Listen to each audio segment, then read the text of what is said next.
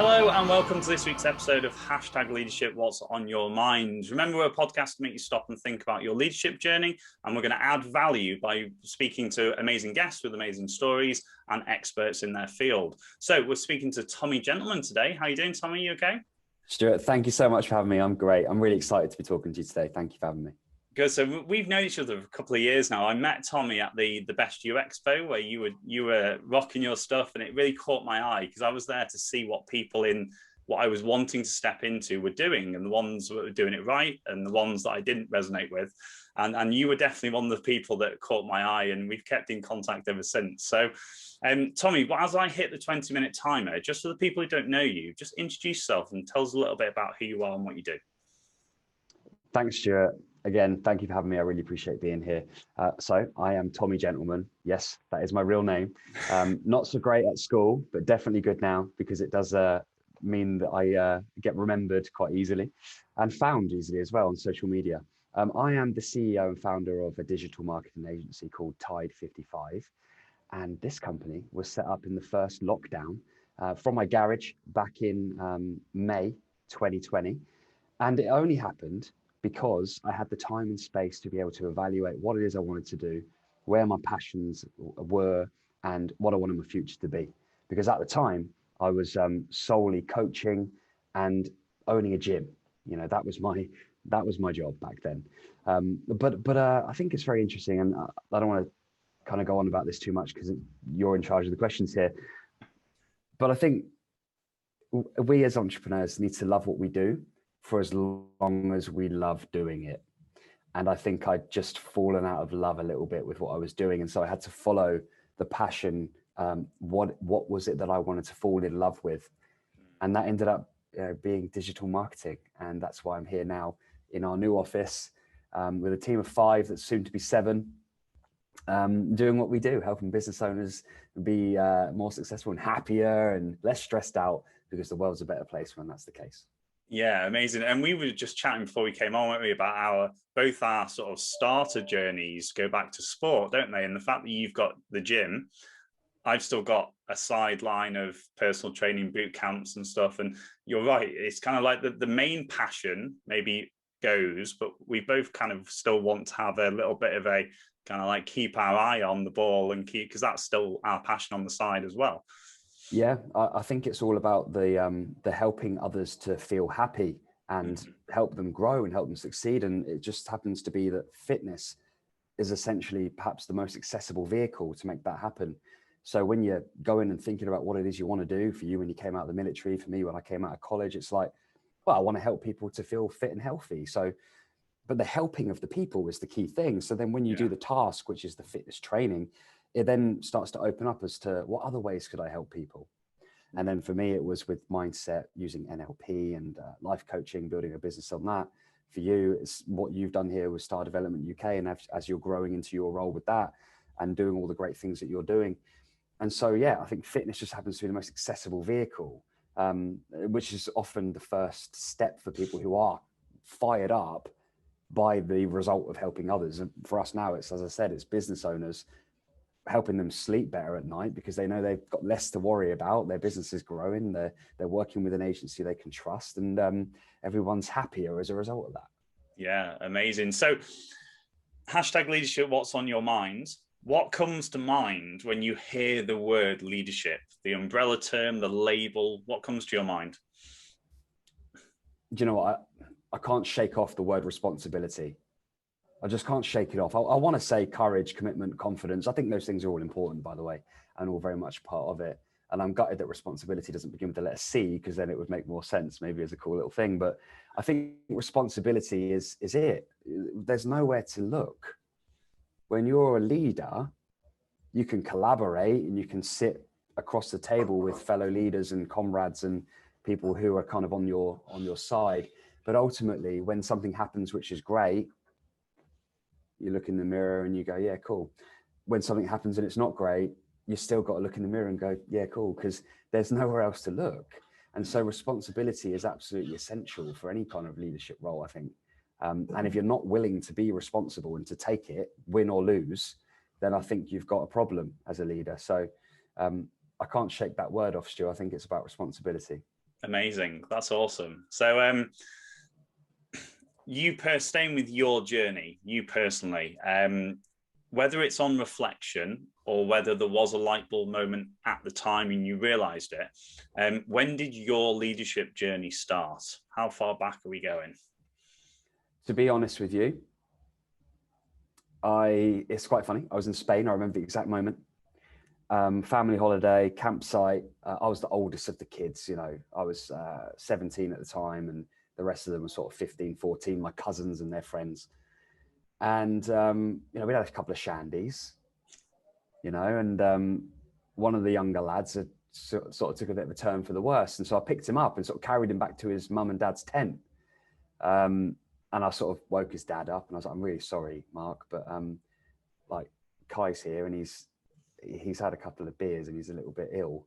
So I thought, I'm sorry to wake you up, but, I thought you might want to know.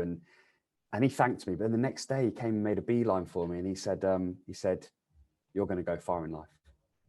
And I was like, what do you mean? He said, well, what you did last night for my son, he said, I'm really grateful for that. That was really special, really important. And I wrote it down in a little book because at the time, 17, no one had ever really spoken to me like that. I was just sort of, as a kid, you sort of get just told what to do all the time. And for an adult to sort of come and make a beeline for me and say that to me, I wrote it down because I thought there's something about that. And that's when it sort of opened my eyes that if you are able and willing to go above and beyond and take responsibility for a situation, yeah, okay, you got to wake up a sleeping man in his tent, which is a bit weird, but the result of it is that he wants to know this information that I have about his son. So it's within his interest, but taking responsibility to do that at that time made me go, that was a choice. I could have not done that, but I did it. And because I did it, that was the result. And that's how I feel really good about that. I thought, what else in my life could I be more responsible for? What else could I do that with? What else could I be more against the flow of what's expected? What else can I put my head up, and actually take responsibility for? And I started to do that with my health, my fitness, my college work, my relationships, my general living. And this is at 17. I then became captain of the under-18s football team. I then started getting back into martial arts. And I'm not saying that one single moment made that happen, but it certainly sticks in my mind as to what opened the door maybe to give myself the invitation to think like that. Yeah. That man empowered me with his words to me, but that was only possible because of the nature of the behavior I took. Yeah. Amazing. I love that. And do you know what? You've just reminded me about something else that we're trying to cram all this in because I know there's so many things that we can chat about. It reminded me of the transferable skills and some of the changed and diverse conversations we can have. We're both parents. What are your thoughts about the leadership, the responsibility? I always like to talk about it because it makes people think and it takes them out of the corporate jargon of what are your thoughts about the responsibility and the leadership and some of the skills that you now use in your entrepreneur journey, leadership journey in the corporate world, but also back at home? With the kids, it's being able to accept that there's no right answer. And it's difficult because as a problem solving adult, you want to always know what the answer is. And the amount of times I talk to my wife and I'm like, well, we should do it like this because then when we do it like that, that's going to happen. And it never does, So being able to sort of know that the end result is very, very open. It could be anything. But then the beauty of the leadership at home being the fact that you can then talk about what happened and understanding when you were in your own, when it was a you thing, right? Did you just take your stress and anger out on that child? Because if the answer is yes, then that's a you thing. And therefore you need to be better next time. And I've done it. I hold my hands up, I'm human. But I'll recognize when I'm doing it. And that's the most important thing, the self-awareness to then be able to drop down to that child's level. And for me, that's quite low because they're 4 and 2 and be able to just literally be like, look, this is what happened. Daddy said this, but it's really important to do this because of this person's feelings. And just understanding that that's still very much possible at any point because these kids, when they're young, particularly when they're young, they're just looking at you and just soaking everything up. They don't hold grudges. It's amazing. Like kids don't hold grudges. They don't. They just come back again. They just come back again and again. And so there's always an opportunity then for an adult to drop their own drama out of the situation and just be able to go, I was a bit of a dick there. I was bad. I was not a good parent in that moment. I'm only human. What can I do about it right now to make it better? I can drop down onto my knee and I can say, come here, give daddy a hug. And then I can explain in simple terms what needs to happen next time. Yeah, so, it's funny as well, because listening to you say that as well, it's exactly the reason why I bring it up all the time. Because when you get people who have been in business, leading people for 20, 30 years, it's amazing when you say, well, what would happen if you were to just communicate with your team who are adults, and you stepped into those skills that you had bringing up your children, and if you were talking to a 7-year-old and you're not doing it to sort of belittle anybody, but it's amazing the response, because you simplify communication, you actually talk to people. So it's amazing the impact it can have, but amazing. So in your team, we're coming into the phrase we talk about all the time is the new norm. Obviously, you've got a digital marketing agency, an amazing team that, as I've been watching it grow, and it's been amazing to see it in the last 12 months. What sort of things have you seen that you've had to change and adapt to make what you're making as a very successful, and make that happen for the people around you? Being able to understand that nobody can read my mind. Which sounds so obvious. Yeah. It's a lot about trust. It is, and it's about communication. I think, I can talk about a recent moment in March. I had a very challenging month in March. We went from 2 units down to 1 in terms of like the gym and the enterprise that I was running. We scaled down into 1 unit. They were side by side. We had to brick a wall up in between. We had to move everything out. We had to strip the carpets. We had to do loads. I had amazing support around me, which allowed me to still focus on Tide 55. But as well as that, I had personal dates that always come back to haunt me, every month. And those of you that I know that Stu, I did a TEDx talk, and very much centered around the experience I had of my younger brother passing away suddenly. This March is the month, right? It's the date, it's the anniversary of him passing away, but it's also his birthday. It's also Mother's Day. It's just tough. And so March was very loaded with all these things. And I guess what I learned was, when you're able to just tell your team, by the way, I might be a bit strange this week because there's just stuff happening, but here's what you need to know from me, X, Y, and Z. And here's what I need to know from you, A, B, and C. I was very pleasantly surprised at how the guys pulled together and started talking to each other. Hey, how can we solve this problem together without sort of having to maybe pull me into it? It empowers people to be able to just kind of think, right, I know where he's at, so I'm going to acknowledge that. Whereas if I hadn't said anything, then what would have happened was I would behave in a way that would seem out of context. I'd be a bit more stressed, a bit short with people, or because I'm sort of processing all this emotion. So I think what I've learned is, and it'd be great for any leader to be able to take this on board, see the challenge coming on the horizon and don't hide everyone else from that challenge. Tell them about it. In the same way as on the battlefield, if you saw some horses coming over the hill there, you wouldn't keep it quiet and just, come on guys, let's just keep walking towards this threat. You would say, look, I've seen this happening. This is what we need to do. This is how we're going to deal with it. I think it's very important to do that and not just bury your head under the sand and expect people to understand, expect people to know, because they won't unless you tell them. They got enough stuff going on in their own lives to be consciously thinking about, well, I wonder how Tommy's feeling this week. It's just important to translate that. Awesome. I love that. And I'm going to ask you in a second about whether you think leadership has changed, but you're right. It's kind of what I've heard and seen people talk about more. I think the situation that happened for the last 12 months has just sped things up, because people are talking about vulnerability. People are talking about, you mentioned it a couple of times, we're all human. We have flaws, we have emotions. That's, like I said, gone to, has leadership changed? It's been spoken about a few times on the podcast, all the way back to sort of the Industrial Revolution, when leadership was a little bit more factory-based, and we didn't have the types of roles that we have now.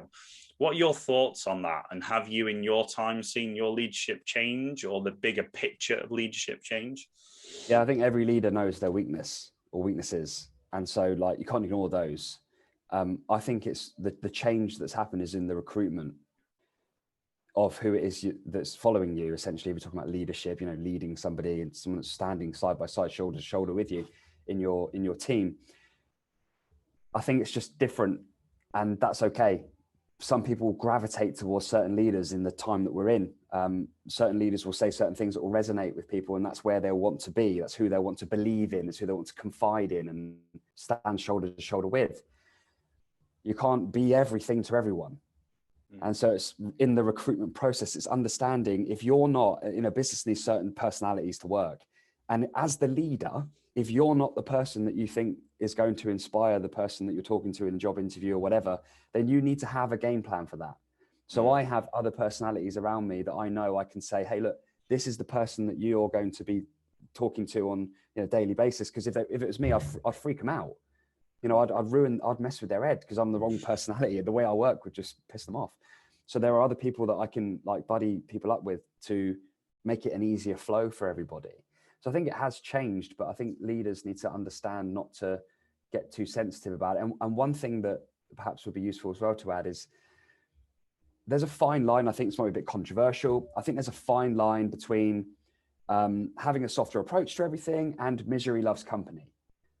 I do think that's a dangerous equation. And if a leader is, without noticing it, without knowing it, attracting more of that side of things, more of a kind of complacent, more of a kind of not to the point type of attitude, then unfortunately over the course of time that will show leaks. Yeah. People need clarity, and if that clarity doesn't suit them, then you've either got to find somebody that they can believe in that can translate that from the top down, or understand that it's just not the right environment and be okay with that. Yeah, I love that. That's awesome. And it goes back to like your responsibility for creating that environment. We were just chatting about your new environment as the office space created for the growing team and scaling what you're doing. It has a big impact, doesn't it? And in recruitment, I can imagine your recruitment is on point, let's say, because I know what you're like. we spoke to our sort of, hopefully our newest recruit that we're bringing in 3 months ago. There's no way we bring that person in. There's no way, because I'll be honest with you, she'd be sitting too close to me, and she's not a personality type that likes people like me. I know that. I freak people like her out, okay? Because I'm sporadic at best. Yeah. I'm not organized. I come up with ideas and I throw them at people, and sometimes people can freak out and I exhaust them. So that girl would not work well at that point. But now that we've got a bit more infrastructure and I've got other people that I know would work really well with that type of personality, I can confidently say, yeah, cool. We want you to come and work on as part of Tide 55, and here's who you're going to be working with. Yeah. Awesome. If you're talking to me, you're talking to me about you're talking to me about the bigger picture. I'm always here. There's always, I'm always here to listen, to talk. But day-to-day stuff, you don't need to know anything from me. You're speaking to that person over there. Yeah. Amazing. I want to try and fit 2 quick things in. So you mentioned about the TED Talk, about legacy, and we're going to put the link to that because I'd love for people to go and check it out. Tell us a little bit about it to attract people to go and listen to it. But also, has anything changed? It's about legacy. Has anything changed from your perspectives from then to now? Okay, so yeah, great question, Stu. First and foremost, the talk was a no-brainer for me. I had the opportunity to speak on the Red Dot. And I approached it with what is the most important message that I can share with any human being, with my life. This is a platform I've been given where I can speak and I can share that. So it's a great opportunity to do so. And it kind of fits in with the whole message of legacy anyway. And it was, right, well, I know that for me, I went through something in life which taught me that everybody dies the first time when their heart stops beating, and they stay alive until they die the second time, which was the very, very, very, very last time that anyone ever remembers you for what you did with your life while you were alive. Creates that legacy, that time after, between the essentially 2 times where you died once, you died twice. And it's amazing. Anyone that we can talk about who's inspirational for me, straight away, Bruce Lee comes to mind. Physically no longer here, but legacy wise, still very much inspiring people with the work that he did with the time that he was alive. And each and all of us has this. We all have this time where we're going to be remembered, and spoken of. And that's the legacy. And so what we do with our time, with our work, with our words, and the reason why we do things, that maps out what that legacy is. Mm. And the cool thing about it is you can't force it. You can't turn up and be like, right, today is the day I'm going to really concentrate on legacy. I'm going to tell everyone I love them. And you can't do that. You can't fake it. It's just a byproduct of you living in the essence of yourself. So I wanted to share that message because I think sometimes we kind of, everybody does that thing where we get some shocking news and everyone says, oh, you just can't, oh, life's too precious. Life's too short. You just can't take it for granted. But why should a bad thing have to happen for us to be like in that positive frame of mind? We should be able to look at life like that every day, or as often as we possibly can, of course. Mm. So that's the reason for it. And, I'm delighted that it's able to connect with so many people. It was, for me, I knew that there was nothing else I wanted to talk about, but I also knew, Stu, from a performance point of view, which I'll share with you, I had to get that right. Mm. From a performance point of view, like I know that I was a good speaker and I know what I'm capable of. And if I'd underperformed, I would have been annoyed at myself. Yeah. Because I took it seriously in the same way as an athlete would take it, or a drama, or an actor, or a singer. Yeah, okay, cool. By proxy, we like you and we accept you and well done, but you still got to be good. Yeah. You still got to be good. And I knew that I had a certain level I needed to hit, and I hit that level. And that's why, Stu, nothing's changed for me. Nothing's changed for me on the message. Nothing's changed for me I wouldn't change a single part of that talk. From a performance point of view, I watched it back as a shivering wreck. I was rocking on my chair. My wife, I was so nervous because I just wanted to make sure I did it justice. Yeah. And there's something you said to me, oh, Tommy, don't worry. You did great. I would know if I didn't do as well as I could have done from a performance point of view. Yeah. It wasn't my first rodeo at speaking. I knew I needed to perform. So I was sat there shaking, shivering. My wife's looking at me and she's like, are you this guy? Is that you on that TV? Like, look at that guy. And he's all, there in his white blazer and he's like speaking like some sort of nephew of Shakespeare. And then you've got this shivering wreck sat next to me. But it's because it was so important to me, Stu. So I changed nothing about the message. I changed nothing about the actual talk itself. Maybe could have done it a minute or two quicker, but Yeah. But do you know what? It's funny listening to you say that, because that really underpins from what I see why you're really successful and why I gravitate to like following your journey. It says a lot about how you show up and turn up in the performance and what it means to be growing within your business, your culture, your organization as well. So awesome. Right. That's 20 minutes. That's flown by. And thank you so much for joining me on the podcast. Thank you for having me. That we're going to start doing a bit of bringing guests back again. At some point. Yeah, definitely. So guys, if you're listening to us on your podcast provider, make sure you hit us follow. If you're watching us on the YouTube channel, make sure you subscribe, hit the bell. Every Wednesday at 6 a.m. a new fantastic guest comes out. And I would really like to hear your takeaways from each of the episodes. It's really good and really motivates for me to go and inspire and get other amazing guests as well. So Tommy, thank you for your time today. Stuart, thank you so much for having me, and I really hope this is connected with the listener. Yeah, fantastic. So guys, thank you very much, and I'll see you next week. Bye.